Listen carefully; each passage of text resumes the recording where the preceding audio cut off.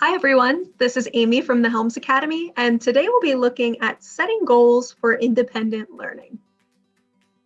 Now, the key to setting goals, whether it's for school or for something else, is to make sure that you are making SMART goals. Now, not only is SMART the word that we're using to remember that these are a good idea, but it's also an acronym that we'll look at more closely with 5 steps to make sure that your goals are something that will be meaningful and that can really be accomplished. So the S stands for specific. You need to be clear about what your goal is. The more vague your goal is, the more difficult it will be to actually figure out what steps you need to get there. It's a great idea to set multiple different goals. You can start with one that's smaller, maybe something that you can accomplish this week, and be specific about what that is. The more specific you are about your goal, the more you'll be able to take those clear steps toward it. The second thing is your goal should be measurable. So if your goal is just to get better at math, well, that's a little unclear about how you would measure what it means to get better at math. If your goal is to be a good reader, it's unclear what it means to be a good reader. So maybe you can make your goal instead to learn the basics of equations and give yourself a certain number of things that you want to be able to check off that you know.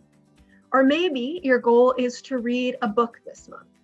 That's a great goal. It's very measurable and you'll know when you get that goal accomplished. The third thing is that it should be attainable. So for example, if you'd like to become a better reader and you're going to set your goal to read a book this month, that's an attainable goal, assuming that your schedule will allow for that. A not a very attainable goal will be to say that you need to read 20 books this month, when last month maybe you read 1 or 0. So think of something that would be reasonable for you to do in the amount of time that you're looking at. Think also about goals that are relevant to your overall progress. So think of where you want to be with your overall life goals, with where you'd like to be next, and make sure that the goals you're setting are taking you a step closer, not just on these smaller things, but in the bigger picture of your life. And last, make sure that your goals are time-based. If you don't set a deadline, it's difficult to hold yourself to those goals. But if you know that you want to accomplish this goal by a specific date or time, then you can set that down on your SMART goals, and that way you already know what you will be aiming for. And that also helps you know if you maybe need more time for future goals, or if maybe you set a goal that you can accomplish in even less time than you thought. And it'll help you gauge your goals in the future as well. Now, a few tips here. You need to be honest about the barriers in your life.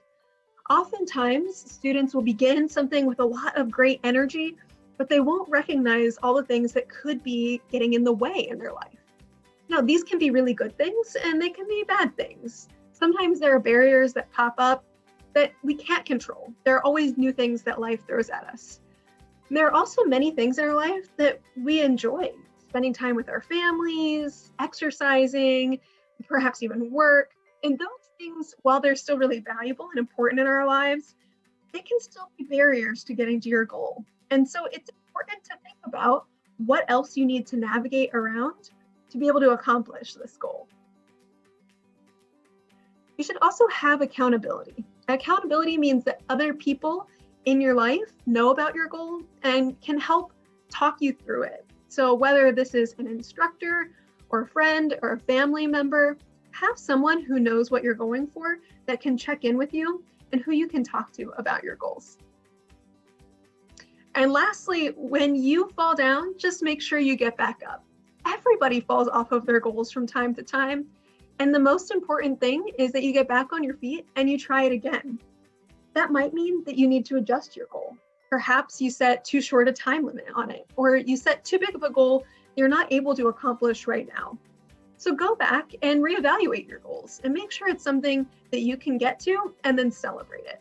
It's really important to acknowledge when you do accomplish your goals, big and small, so that you can have the energy to keep moving forward and accomplishing more in the future. Thank you so much for watching today and good luck on all of your tests. We have so many more videos for you to check out here on the Helms Academy YouTube channel. And if you like them, leave a comment, give a thumbs up, and subscribe. We also have an Instagram and Facebook account, and you can check out our website at helmsacademy.org.